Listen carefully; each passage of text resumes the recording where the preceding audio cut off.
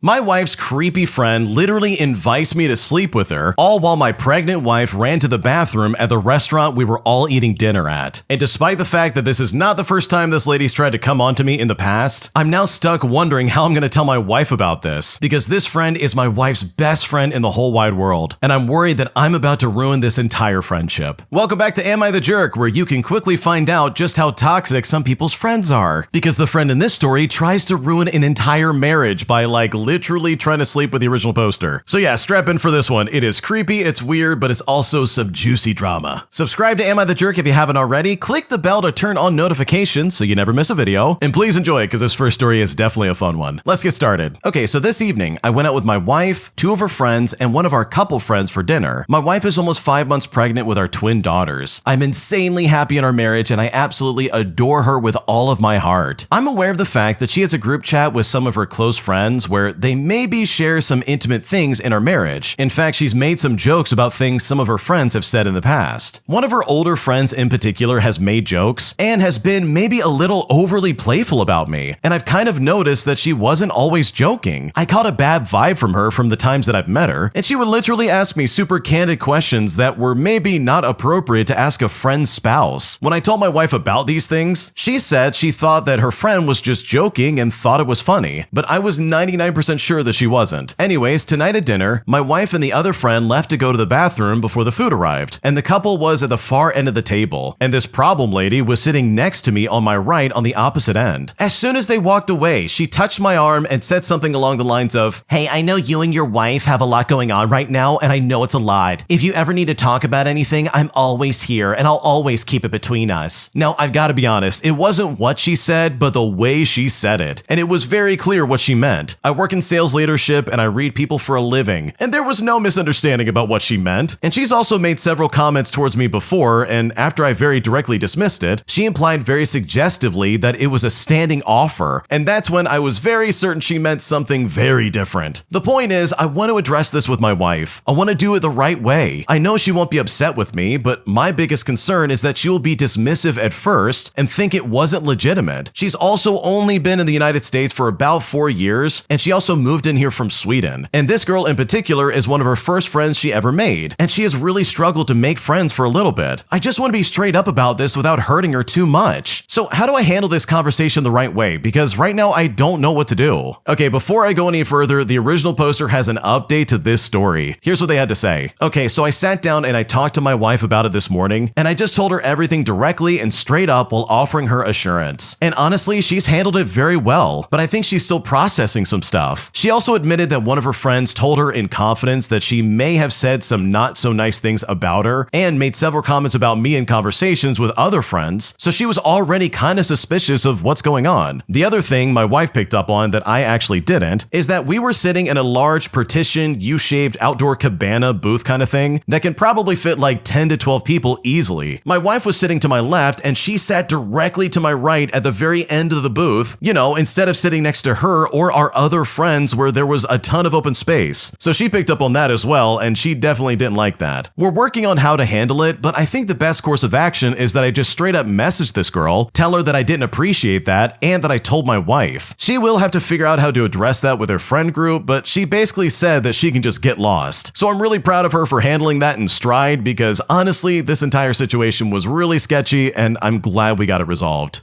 Oh my gosh, dude, I'm so glad you took care of this. This is not one of those situations where it's like, oh, maybe it's fine. I'm sure this lady didn't mean to hit on me and say that she wanted to sleep with me without really saying it. Like, bro, if this happened to me, the first person I'd be talking to is my girlfriend. I'd go to her and be like, can you believe what this lady just did to me? She basically came on to me and said, oh, I'll keep it between us. Which, by the way, anytime someone says that, that's a total lie. Because why would you say that in the first place? Like, I didn't suspect you of spreading rumors or telling my secrets before, but now that you've said that, I definitely don't trust you now. So it's almost like showing your hand before you even play it. Like, it's so stupid. But yeah, in case you're wondering, this is unbelievably toxic. For this lady to do this, literally while the wife in the story is 5 months pregnant, like, that is crazy, dude. You're trying to wreck somebody's home. And while they're all at dinner at that. So yeah, I think you made the right choice by telling this lady to go kick rocks, because cutting the head off the snake in this situation early is way better than waiting until it's too late. If you like Am I the Jerk and what we're doing over here, please check out Am I the Genius. It's going to be linked down below in the description. Just click and go ahead and subscribe to them. And also, if you have your own stories you want to submit, go to amithejerk.com/submit if you want to submit your own stories. We're reading them all the time and we're picking out the best ones, so trust me, we would love to hear what you have to say. Today, I need to confess that I've been living a lie, as I've been pretending to be a networking genius for years, literally by just unplugging the router and hoping it fixes itself. Because right now, my wife is convinced I'm an expert at something I have no idea how to operate. And this lie has literally gotten to a point where I just don't know what to do anymore. Here's what's currently going on. Okay, so my wife thinks that I'm some kind of like IT wizard because every time our home internet starts acting up, I manage to fix it in like 20 minutes. She sees me sitting there in front of my laptop with a command prompt window open, typing in random stuff, and looking super stressed while I complain about the ISP routing tables or packet loss at the local node. But the reality is that I'm just a fraud, and I have no idea what I'm doing when it comes to actual network administration. Whenever the Wi-Fi gets slow or the connection drops, I just wait for her to notice and then jump into fix-it mode. I open up the terminal and I type random things into the directory commands that honestly just look technical to someone who doesn't know any better. While she's in the other room, I just walk over to the hallway and I pull the power plug out of the router, I wait 30 seconds and then I plug it back in. Then I sit back down at my desk and I keep typing for like maybe another 10 minutes just to really make it look like a complex handshake is happening with the provider. I started doing this early in our relationship because I wanted to impress her, and now it's gone way too far. In fact, last week, she told her brother that he should bring his busted gaming setup over so that I could optimize it and fix his lag issues. So I had to make up some lie about my specific software license being tied to our home IP address just to get out of it. I'm honestly terrified that one day we will have a real hardware failure and she will watch me fail to fix it while I desperately type help into the console. But for now, I'm just sticking to the script and praying that a simple reboot continues to solve all of our problems. Because if something actually goes wrong, then man, I have no idea what I'm gonna do.